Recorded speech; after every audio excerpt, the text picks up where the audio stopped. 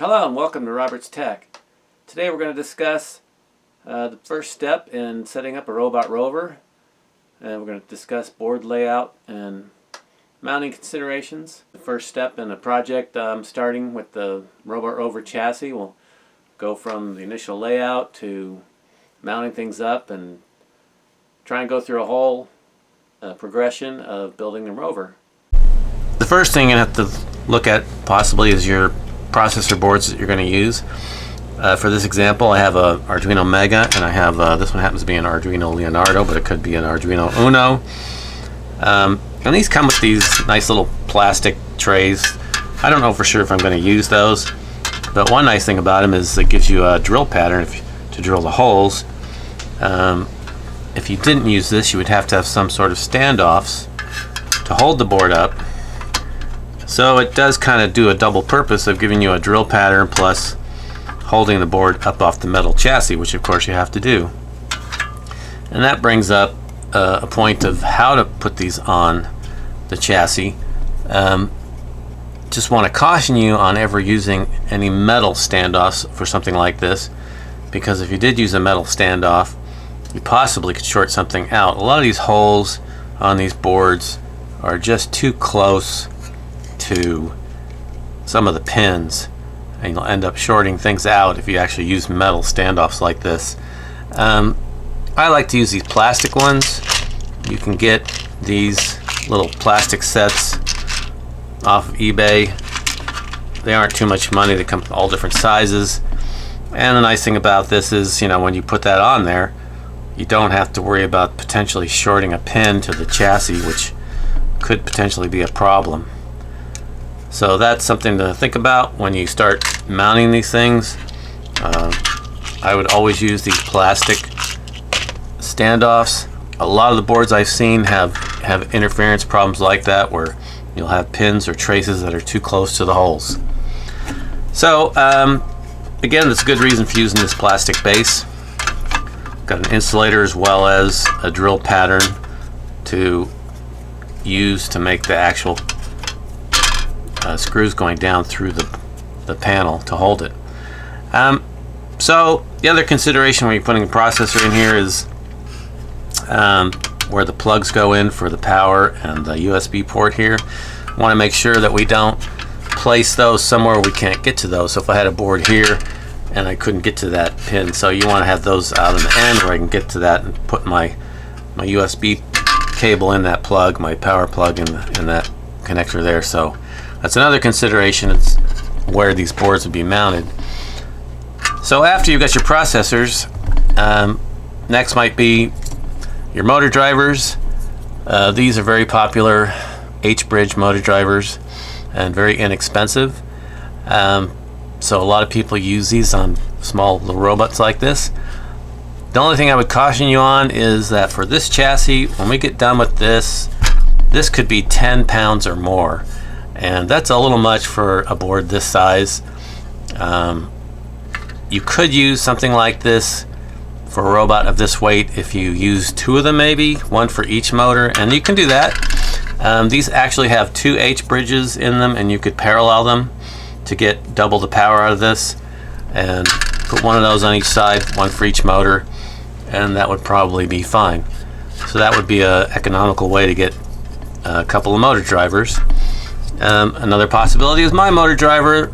This is Robert's Tech motor driver. This is more expensive than those. It has a lot more capabilities, has more output power, but that's the subject of a whole nother video. It also is much larger, and you can see how much space that takes up. But one of the nice things about this chassis is that there is space underneath where you can actually place this down in the pod area here, or tunnel, and that gets it completely out of the way, because you can actually mount this down here and you can still put things on top, just being careful where you drill the holes, make sure things don't interfere with each other. So that's another option. Another good option is this driver here that I actually got from DF Robot. I like these. I've used these before. They're really good motor drivers. Has way more power than you probably need. This puts out like 10 amps. But it's a real easy to use solid motor driver. it's small enough to fit either anywhere on the top here or again down below in the pod area. My pre-drilled chassis actually is pre-drilled for these because I like them so much. So you can mount them either here or again underneath. Now you would need 2 of these because this only does 1 motor. So you'd have to pair these, 1 for each side. So that's another option on the motor driver. So this is a servo driver. I have a couple different types here. This one's kind of nice because the size and shape of it fits really nice in the area that I have. Again, when you mount this, be sure this one has a USB connection here, so I want to point that out where I can get to it after I mount that. It gives you plenty of outputs for any servos you might have for a robotic arm or whatever.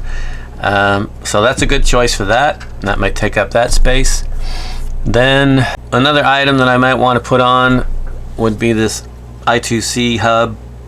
This is nice because it takes the single I2C output from an Arduino and it multiplies it out into multiple connections so that you can plug this into sensors and other boards that you want to talk to, and allows that connection to be made without adding more and more wiring. It's a nice little board. I got this from DF Robot, so I may make space for that. The last thing you might want to consider here would be how you're going to power all of this. For my chassis, you have a couple of choices, but you have to start with a battery.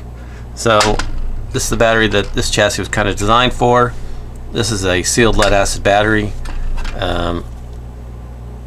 This one is 12 volt, 3.4 amp hours. It straps in with straps that go through these slots. And this puts out plenty of power for this robot. It'll run for quite a long time on that battery. Now with a battery like this, you are going to need a charger, and if you were to again use my robot power board, it has a built-in charger for these. You can kind of tell the chassis was kind of designed around this. So there's a built-in charger that will charge this battery, and then this battery going into my board splits out into all the voltages you need.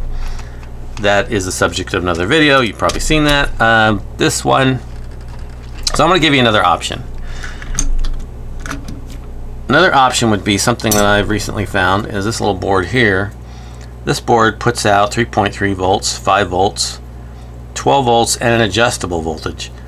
Now for this application, the 12 volts output isn't really going to work because it requires something higher than 12 volts. This is a buck converter, so it'd have to have probably 15 volts or so. So you wouldn't be able to use that particular output on this board. In fact, you may even have to remove these components if it drew too much power running at 12 volts. But I think still it's kind of a neat board to use, given that it's all one piece, puts out 3 different voltages. This adjustable voltage could be used for your servo voltage. You could adjust to 6 volt for your servos. Obviously your 3.3 or 5 volts going to be for your processor boards. Now these Arduinos are 5 volts, so those would connect to there. So that's another option for a power supply. Now you would have to have a fuse. That's why I made the comment about not connecting your relay board directly to the battery. This is obviously a 1/4-inch glass fuse holder, and it's certainly better than nothing. Not my first choice, but something I had. I just want to show you. Got to have a fuse holder, because when you have a battery like this, if you were to short this out, it could easily generate 100 amps and just melt all the wiring. So you got to have fuses from the battery direct to the fuse, out of the fuse into a switch. You'll have an on-off switch of some sort. I have used these on some of my chassis. My pre-drilled chassis actually has holes for these on the side, not inside, and that's just an option on that chassis. Drilling these cutting these square holes for these switches is not the easiest thing in the world. There are other switches you could use that would only require a round hole. I don't happen to have one around here that looks like that. Well, I guess you could use something like this. You can get these in switch form. This happens to be a momentary push button. As long as it can handle the current, that's one thing got to worry about. This one can. This one's like a 15 amp switch. well, 10 amp switches, which is plenty. A button like this may not handle that much current, so that's something to consider. So we got a battery, we got fuses, we have a power supply that puts out different voltages for all of our components that we have, all our boards. Another thing you might want to add would be this distribution board, which is something I came up with and is available on our website. It takes two different voltages going into it, and it splits it off into many different connections of those two different voltages, and that allows you to connect all these different things to your power system. So it's just a nice way to break out the wiring to all the different things that need power. So on this particular chassis, I could see where this is about what I would have in here. I probably would put a second one of these, maybe not. One might be enough. So that would be kind of what I would want on this board at a minimum. Not 100% certain I'm going to stick with these drivers, but at some point I'm going to make final decisions, and then we'll start drilling holes to mount all of these. But this gives you an idea of how you get started on laying things out on this chassis. So this is a chassis that I've been working on and actually using for code development for the speed control board here. Minimal. There's really no sensors on this board yet. I've just been working on the code to drive the wheels, which has been a challenge, especially using the SAMD21 processor, which is a pretty complex processor. So, but this gives you an idea of, you know, if nothing else, a starting point for a chassis. So on this chassis, basically you have the battery, the robot power supply, which provides all the voltages I need. Also have the built-in battery charger, but I've also got my speed controller to control the two wheels, and then I've got what is essentially a SparkFun version of an Arduino, but this one has a SAMD21 chip on it, so it's a very powerful Arduino type board. We're working on making this run in all the directions that we wanted to run in. So this is just an example of getting started on a Rover chassis. Haven't put any sensors on here yet, so this is just the beginning. I've got the power distribution board back here, which helps me get these things all connected. I have my speed stars on the wheels for measuring the speed of the wheels, and you can see I've used a power switch in this slot here and a push button that I need for my power board, because that's how it starts up. So on this particular build with this power board, I can switch on the power, and I just push this button to activate all the power supplies. So this is a work in progress, but I just wanted to see what the chassis might look like after you get to this point. So that's the video for today. Thanks for watching. There'll be more videos to come on all the different subjects related to building a chassis like this, and I hope you'll tune in.